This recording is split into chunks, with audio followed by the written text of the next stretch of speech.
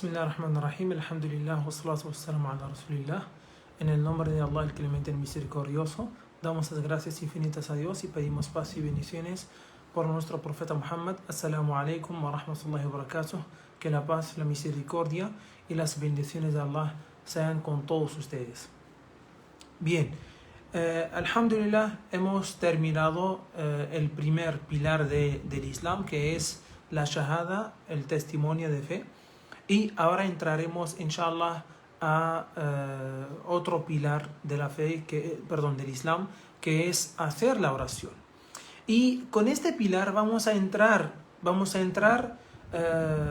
a estudiar normas y leyes que forman parte de la jurisprudencia islámica. De hecho, en esta clase va a ser una introducción a la jurisprudencia islámica, qué es y en qué consiste, y eso es lo que nos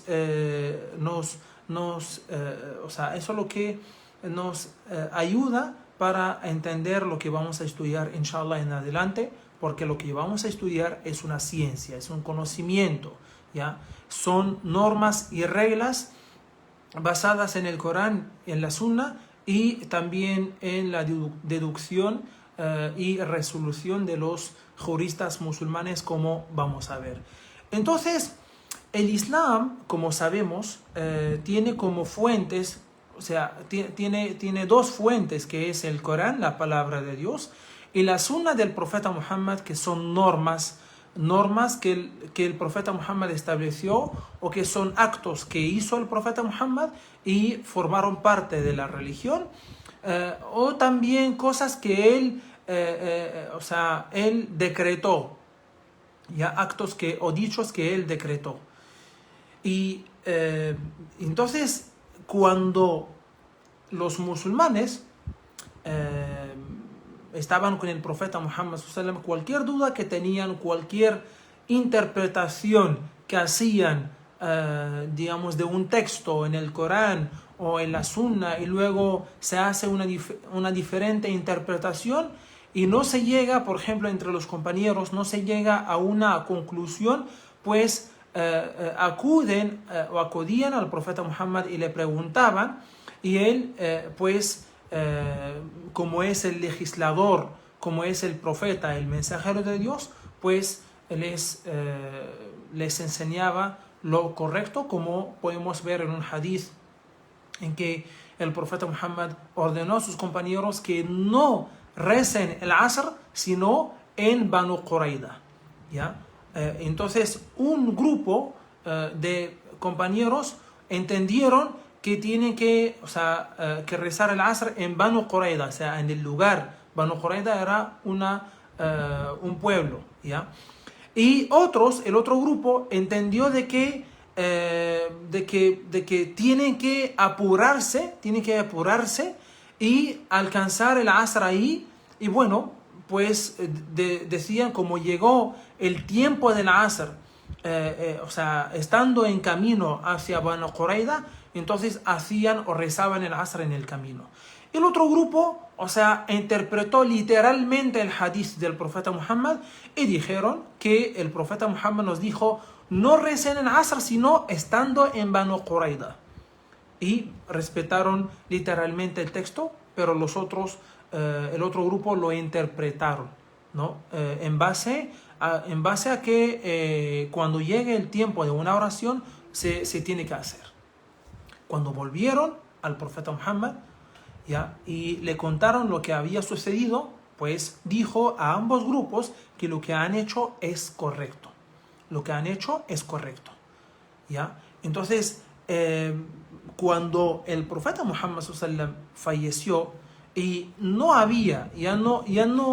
ya no está el profeta Muhammad sallallahu alaihi wasallam a la que acudían los musulmanes para resolver las dudas que tenían en la religión, o la forma de cómo interpretan algunos textos que no quedaron claros, entonces ya no está, ¿ya? Y tampoco Dios la revelación se ha terminado, la revelación del Corán, ¿ya? Entonces esto, con la expansión del Islam, con la llegada del Islam a otros países, como Egipto, como los países del norte de África, etcétera, y también en Irak, Palestina, Siria, etcétera. Esto hizo que los musulmanes enfrentaran cuestiones nuevas que no están detalladas en el Corán o en la Sunna del profeta Muhammad sallallahu alaihi wasallam. Entonces surgieron muchas cuestiones, muchos asuntos, y esto hizo que los musulmanes establecieran normas y leyes que seguir para en base a ellas, pueden responder a cualquier cuestión, a cualquier asunto que surja en el camino o en el tiempo, en cualquier lugar. Y eso lo que es la jurisprudencia islámica. La jurisprudencia islámica. Entonces, en árabe es al-fiqh, o también en español se llama el derecho islámico. El derecho islámico. ¿Qué es? La jurisprudencia islámica o al-fiqh o el derecho islámico es la ciencia que estudia la sharia, que estudia la ley islámica, Es un estudio en general. Y los aspectos referentes al culto y a las relaciones interhumanas, en particular derecho civil, penal, comercial, etc. Es considerada como fuente de guía y reglamentación y comenzó a ser aplicada con sus reglas como una ciencia metódicamente formada y ordenada en el segundo siglo después de la Égira, ¿no? Como por ejemplo hace 1200 años, más o menos. Cuando los musulmanes, cuando el Islam se expandió, llegó a otras partes del mundo, y tuvo que enfrentar situaciones que no estaban desarrolladas de forma explícita. De forma sí implícita o general sí encontramos, pero de forma explícita no. Entonces no estaban desarrolladas de forma explícita en el Corán ni en la Sunna del profeta Muhammad sallallahu alaihi wasallam. Entonces esta es la jurisprudencia islámica y esta es el derecho islámico al fiqh. Entonces, también es como decíamos, que es la ciencia que estudia los juicios. Los juicios extraídos o deducidos, ¿no? Del Corán y de la Sunna. Por ejemplo, los juicios son lo obligatorio, al-fard, ¿ya? O el pilar, o lo prohibido, o lo recomendable, o lo detestable, etc. Estos son juicios que encontramos o que los juristas musulmanes han extraído, han deducido, ¿ya? Para saber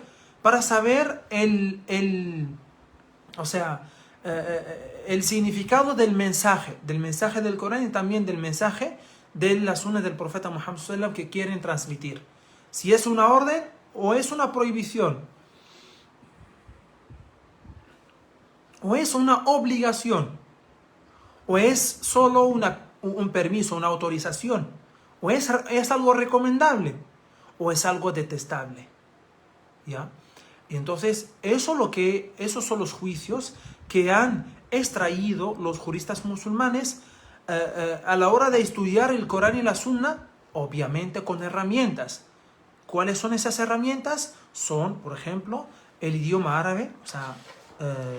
Los juristas musulmanes sí tenían que tener un nivel superior de idioma árabe y también de idioma árabe y también de los orígenes de la jurisprudencia islámica. Y esta es otra ciencia. Y también los orígenes, ¿no? O los fundamentos del hadith, de los dichos auténticos del profeta Muhammad, que la pasó con él. Y con esas herramientas pueden extraer los juicios. Pueden extraer los juicios del Corán y de la Sunna. Por ejemplo, este texto, por ejemplo, Dios dice, وَكُلُوا وَاشْرَبُوا, o kulu washrabu, coman y beban. Comer y beber, o sea, en base a este mensaje de Dios en el Corán, ¿es una obligación o es recomendable o es un permiso, es una autorización o qué es? Entonces, los juristas, pues, a la hora de, o al estudiar el Corán y la Sunna, pues extraen el siguiente juicio, de que no es obligatorio, sino es algo que es permitido, comer y beber. O sea, entonces entienden que el verbo comer conjugado en imperativo, es una traducción de lo que es en árabe, no es una orden de, por ejemplo, haz tal cosa, sino sí es una orden, pero no con el propósito de obligación, sino de recomendable, de que es bueno, ¿no? De que es permitido. Es algo que es lógico, que es normal, ¿no? Que la gente va a comer y beber, o sea, nadie puede dejar de comer y beber. Así que no tendrá sentido el hecho de que Dios ordena a la gente comer y beber. Entonces, este es un ejemplo, es un juicio, ¿ya? Y también hacen o han hecho lo mismo con las demás aleyas del Corán y con los demás hadices del profeta Muhammad sallallahu, ¿no? Para saber si cuál es lo que es obligatorio, cuál es lo que es prohibido, recomendable, detestable. ¿Para qué? Porque el Islam viene para ser practicado. Los musulmanes son personas que tienen que practicar el Islam y el mensaje del Islam es dirigido a los musulmanes. Entonces tienen que entender este mensaje y tienen que saber lo obligatorio, lo que es prohibido, entonces para cumplir con todas esas órdenes de Dios. Y por eso Dios dice en el Corán, وَمَا خَلَقْتُ الْجِنَّ وَالْإِنسَ إِلَّا لِيَعْبُدُونَ, no he creado a los genios y a los seres humanos sino para que me adoren. Entonces, ¿cómo los seres humanos adorarían a Dios si no conocen, si no saben el significado del mensaje de Dios, el significado que Dios quiere transmitir en su mensaje? Y si es una orden o no es una orden, si es una obligación o no es una obligación, etc. De hecho, el profeta Muhammad, que la paz y las bendiciones de Dios sean con él, dijo que talabul ilmi faridatun ala kulli muslim. La búsqueda de conocimiento del Islam es una obligación para cada musulmán. ¿Se refiere a qué? Se refiere al conocimiento, a las enseñanzas que no es permitido desconocerlas, que es, por ejemplo, cómo hacer la ablución para poder hacer la oración. ¿Por qué? Sabemos que la oración es una obligación y este es otro ejemplo. O sea, cuando los juristas musulmanes pues estudian el Corán, encuentran que de que las aleyas que hablan de la oración es una orden, son aleyas que transmiten una orden de Dios, una orden divina a la gente, que tiene que hacer la oración. Entonces, sabemos que la oración es una obligación para todo musulmán, hombre y mujer.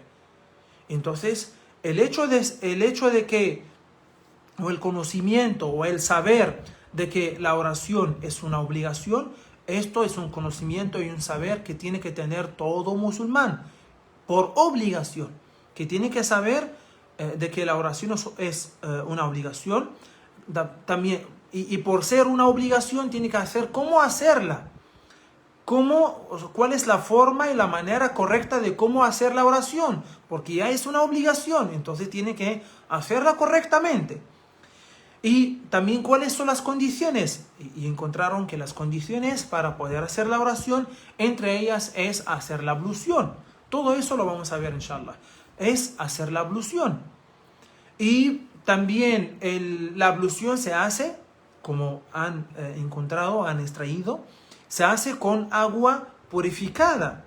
Con agua purificada, o sea, no cualquier agua, sino el agua que no ha, ni su color, ni su olor, ni su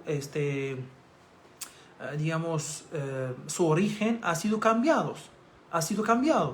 Este es el agua purificada con que sirve hacer la ablución para poder hacer la oración. Entonces, esta es la jurisprudencia islámica, ¿no? Y estas son las reglas y las normas que han establecido y las leyes que han establecido los juristas musulmanes. Estas reglas y estas normas sí están en el Corán y están en la Sunna del profeta Muhammad, pero hay que extraerlas. Hay que extraerlas para que queden más claro, para que queden, claras.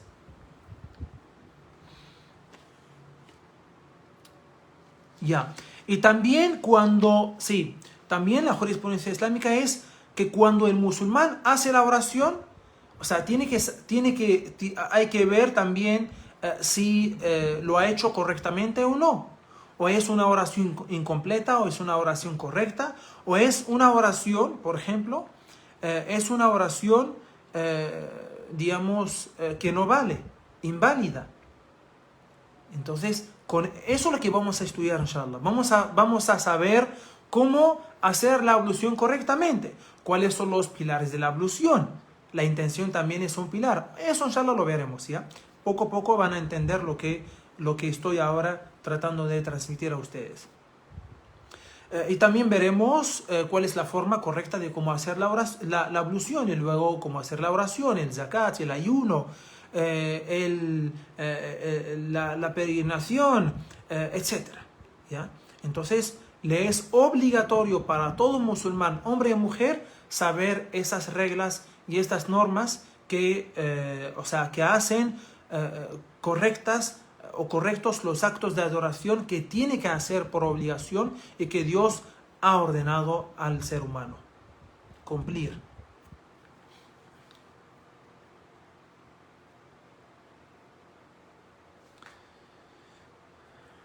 Ya, entonces las fuentes de la jurisprudencia islámica son, primero, el Corán, que es la palabra de Dios, ¿ya? Luego la Sunna del profeta Muhammad, que es revelación conceptual, más inspiración. Y por tercera o en tercera clase viene al-ijtihad, la deducción, que es extraer conclusiones. O sea, después del estudio de las primeras dos fuentes del Islam, que son, o lo que se llama también la resolución. Y debajo de la deducción, de la resolución, viene el consenso. El consenso de los musulmanes de que, o sea, por ejemplo, la oración.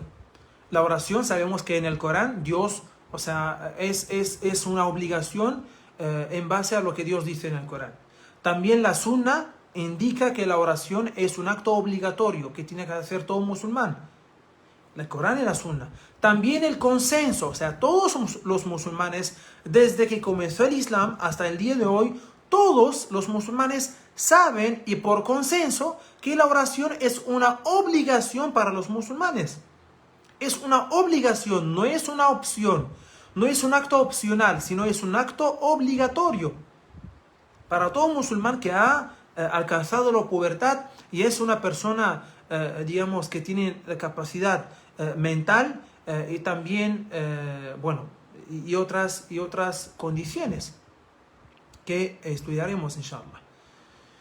Luego vienen las resoluciones jurídicas, juicio personal de un jurisconsulto, deducción por analogía, el derecho consuetudinario, la estimación preferencial y la utilidad objetiva.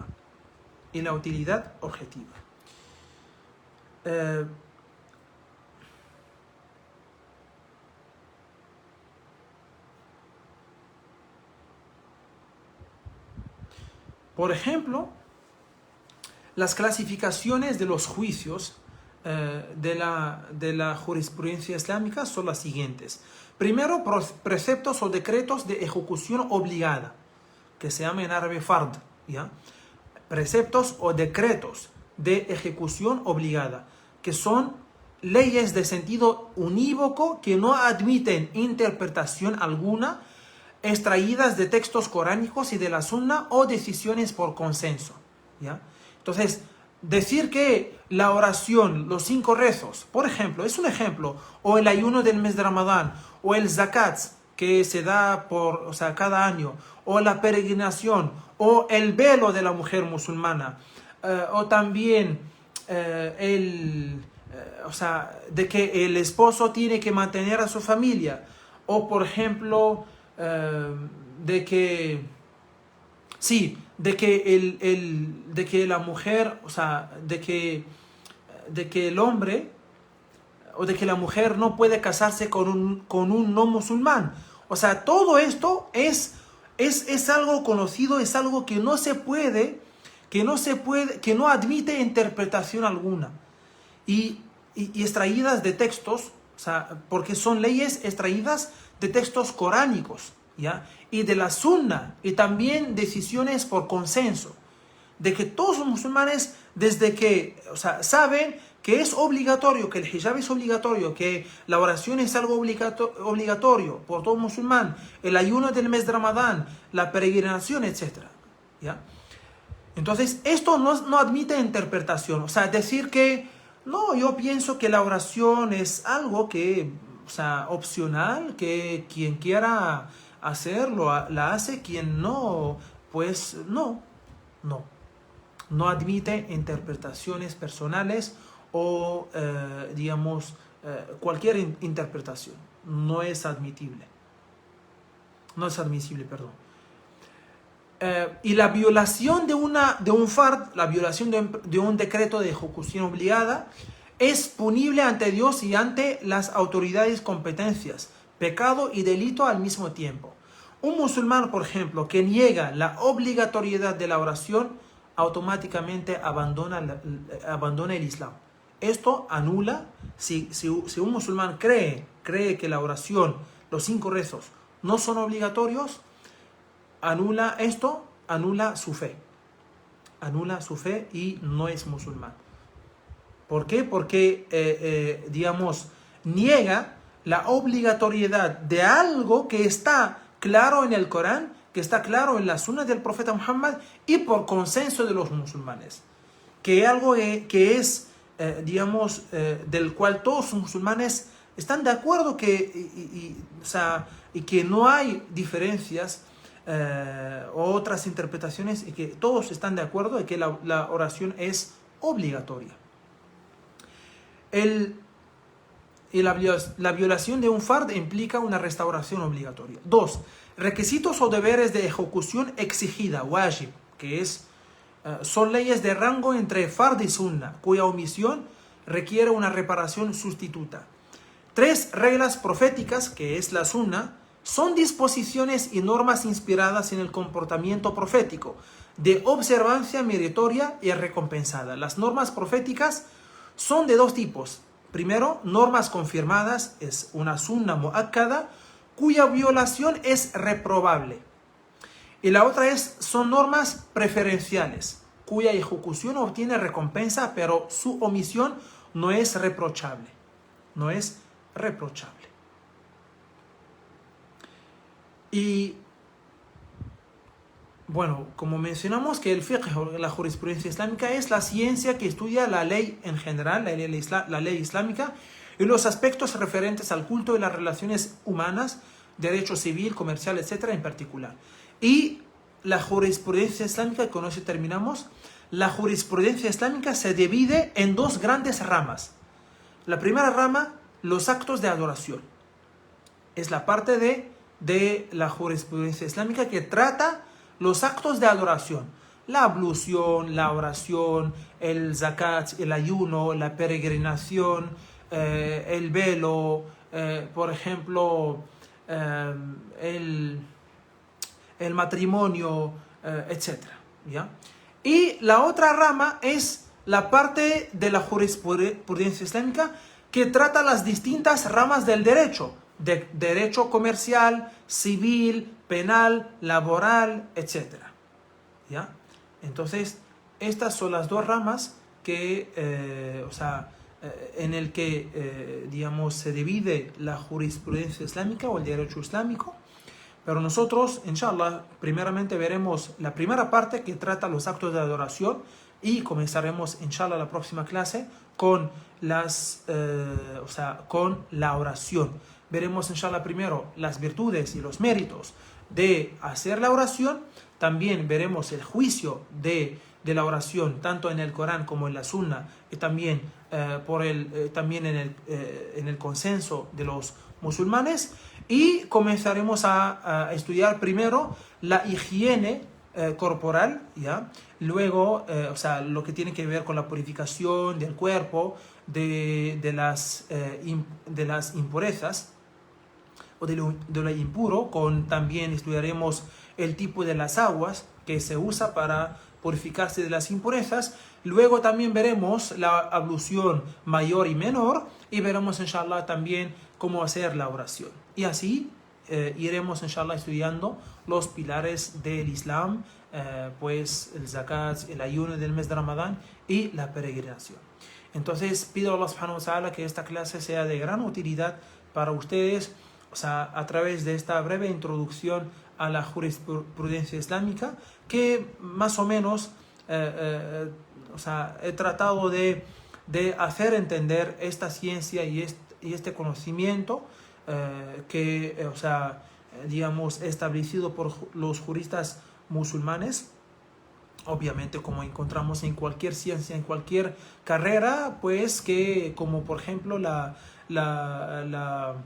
sociología, que pues había sociólogos que han establecido normas y que ahora, por ejemplo, los estudiantes de esta carrera pues estudian la sociología en base a las normas y leyes que han establecido digamos, los fundadores o los que han establecido tales reglas, ¿ya? Entonces pedimos a Allah subhanahu wa ta'ala que nos haga entender la religión y nos ayude para ponerla en práctica. Amén. Walhamdulillahi rabbil alamin. Wassalamu alaikum wa rahmatullahi ta'ala wa barakatuh.